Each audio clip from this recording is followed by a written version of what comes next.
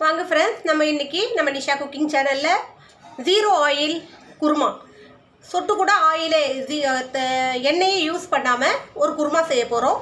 இதில் வந்து சுத்தமாக எண்ணெயை யூஸ் பண்ண போகிறது கிடையாது. ஆனால் குருமா நல்லா சூப்பராக இருக்கும். ஸோ நான் எப்படி செய்கிறேனோ அதே போல் ஸ்டெப் பை ஸ்டெப்பாக பார்த்துட்டு வாங்க.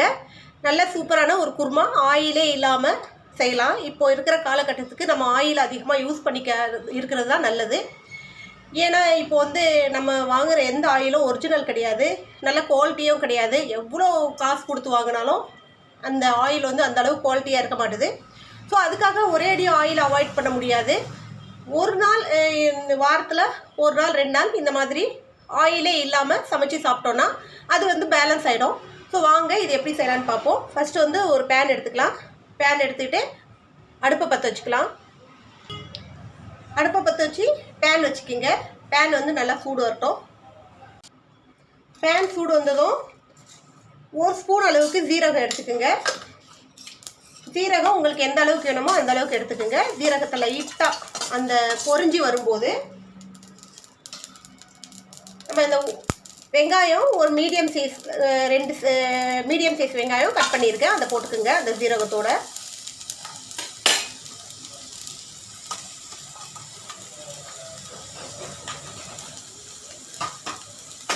இந்த வெங்காயமும் ஜீரகமும் நல்லா வதக்கிக்கணும். இது வெஜிடபிள் குருமா, என்னாண்ட என்ன வெஜிடபிள் இருக்கோ அதை வச்சு யூஸ் பண்ணி குருமா செஞ்சுருக்கேன்.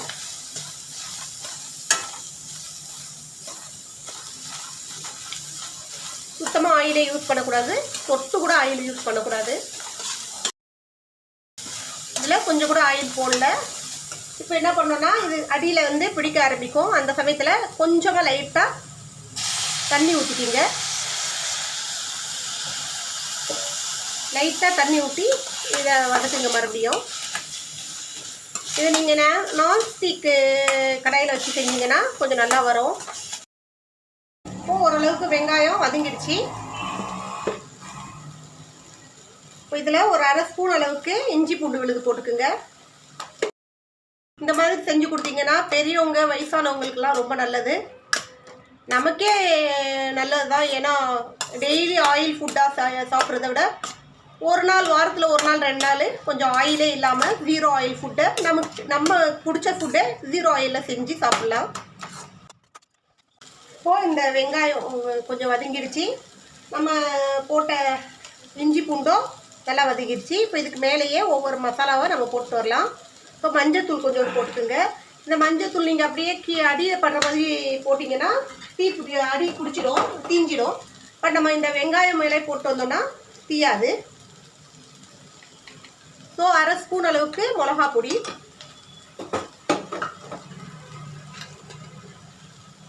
1/2 ஸ்பூன், 1 ஸ்பூன் அளவுக்கு தனியா பொடி,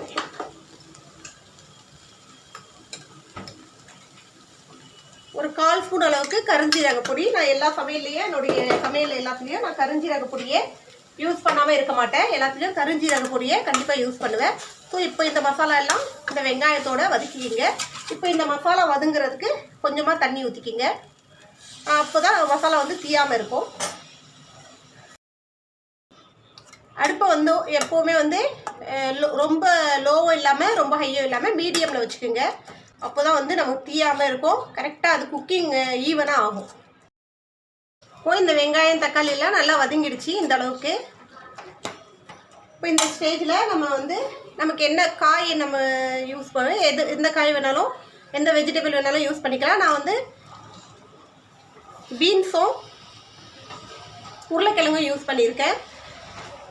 இப்போ உங்களுக்கு கேரட்டு வேறு எந்த வெஜிடபிள் உங்களுக்கு தேவையோ அதை ஆட் பண்ணி அதோட பீன்ஸு உருளைக்கிழங்கு ஆட் பண்ணிக்கலாம். அதோட உங்களுக்கு என்ன வெஜிடபிள் தேவையோ கேரட்டு, கேரட்டு, வேறு எந்த வெஜிடபிள்ஸோ இந்த மாதிரி குருமாக்கு போடுற எந்த வெஜிடபிள்ஸாக இருந்தாலும் நீங்கள் யூஸ் பண்ணிக்கலாம்.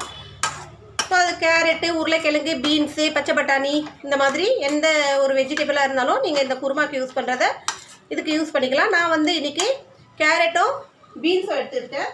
அதோட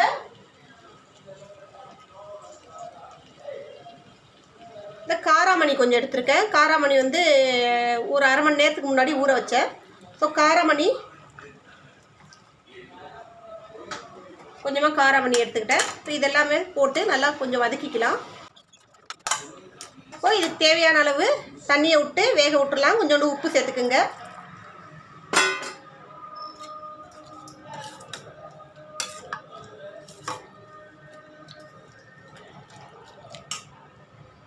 இப்போ இதுக்கு தேவையான அளவு உப்பு போட்டு இதை க்ளோஸ் பண்ணி விட்டுடலாம். ஒரு 5 நிமிஷம் வேகட்டும்.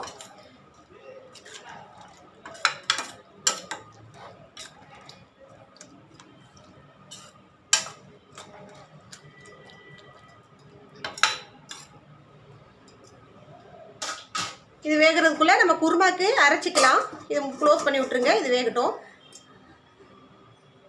இப்போ குருமாக்கு அரைக்க எடுத்துக்கலாம். மசாலா ஒரு 2 கிராம்பு, 2 ஏலக்காய், ஒரு துண்டு பட்டை, சின்ன துண்டு பட்டையாக எடுத்துக்கலாம். அதோட 2 பச்சை மிளகா, 2-3 உங்களுக்கு காரத்துக்கு எந்த அளவு தேவையோ அந்த அளவு பச்சை மிளகா போட்டுக்குங்க. ஆல்ரெடி அதில் நம்ம வந்து மிளகா பொடி போட்டிருக்கோம். இப்போ பச்சை மிளகாவோட சேர்த்து கொஞ்சமாக பெருஞ்சீரகம், சோம்பு கொஞ்சோண்டு போட்டுக்குங்க. இப்போ இதோட நம்ம ஊற வச்சுருக்கிற கேஷ்யூ நட், அதாவது முந்திரி, இதை நான் ஒரு அரை மணி நேரத்துக்கு முன்னாடி ஊற வச்சேன். இதுவும் போட்டுக்குங்க. ஸோ இதுதான் இதுக்கான மசாலா. இதை அரைச்சி நம்ம அதில் ஊற்றிக்கலாம்.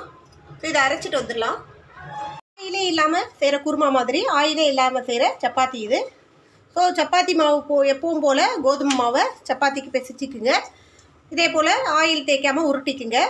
இப்போது இந்த சப்பாத்தி சுடுற கல்லில் சப்பாத்தியை போட்டு இந்த மாதிரி ஒத்தி எடுத்தோன்னா ஆயில் இல்லாத சப்பாத்தி நமக்கு ரெடி ஆகிடும்.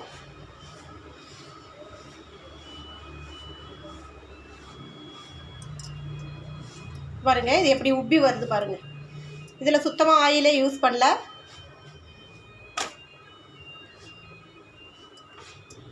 ஸோ இந்த மாதிரி நீங்கள் வந்து சுகர் பேஷண்ட் கூட சாப்பிட்லாம். சுகர் பேஷண்ட் கொடுக்கலாம் இந்த மாதிரி சப்பாத்தி செஞ்சு. அதே போல் கொலஸ்ட்ரால் அதிகமாக இருக்கிறவங்க சாப்பிட்லாம். வயசானவங்க சாப்பிட்லாம். ஆயில் அதிகமாக கிடையாது. கோதுமை மாவு முழுக்க கோதுமை மாவில் செஞ்ச சப்பாத்தி ஆயில் யூஸ் பண்ணாமல் செஞ்சுருக்கேன். அதே போல் ஆயில் யூஸ் பண்ணாமல் 0 ஆயில் குருமா.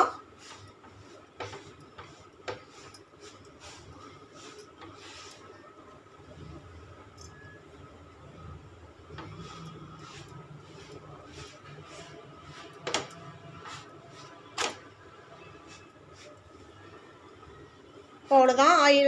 ஆயில் இல்லாமல் நம்ம சப்பாத்தியை நல்லா இந்த மாதிரி ஒரு சுத்தமான துணியை வச்சு ப்ரெஸ் பண்ணி எடுத்தோன்னா அது நல்லா வெந்துடும்.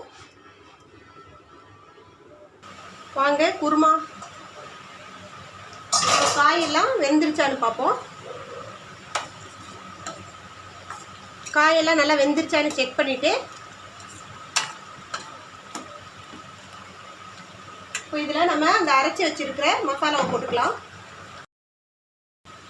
நீங்கள் இதுக்குள்ள வந்து முந்திரிக்கு பதிலாக தேங்காய் கூட யூஸ் பண்ணிக்கலாம்.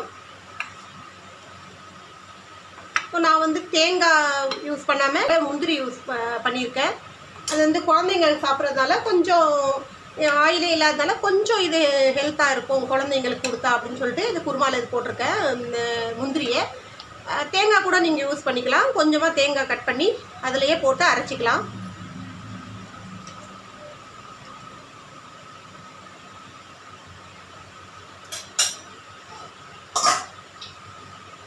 இப்போ இதில் கொஞ்சமாக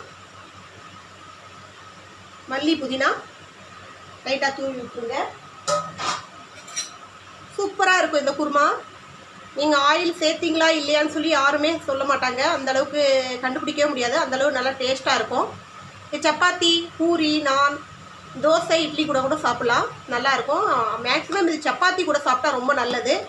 எண்ணெய் இல்லாத சப்பாத்தி செஞ்சு எண்ணெய் யூஸ் பண்ணாமல் வெறும் சுக்கா சப்பாத்தி செஞ்சு நீங்கள் இந்த மாதிரி குருமா செஞ்சு சாப்பிட்டீங்கன்னா நல்லா டேஸ்ட்டாக இருக்கும்.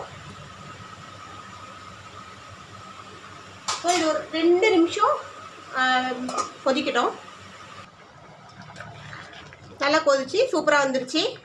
அவ்வளோதான், இது வேலை முடிஞ்சிச்சு. நீங்கள் உப்பெல்லாம் இதில் செக் பண்ணிக்கிங்க எப்படி இருந்துச்சு சொல்லிட்டு. உப்பெல்லாம் நீங்கள் போடும்போது இறக்குறதுக்கு முன்னாடி செக் பண்ணி இறக்கிக்கிங்க. அவ்வளோதான், நம்ம 0 ஆயில் குருமா ரெடி ஆயிடுச்சு. இதில் நம்ம சொட்டு கூட ஆயில் யூஸ் பண்ணவே இல்லை. ஆனாலும் நம்ம குருமா எந்த அளவு சூப்பராக வந்துருக்கு பாருங்கள். அதே போல் டேஸ்ட்டாகவும் இருக்கும் சாப்பிட்றதுக்கு. நல்லா டேஸ்ட்டான குருமா, நல்லா டேஸ்ட்டாக நல்லா சூப்பராக இருக்கும்.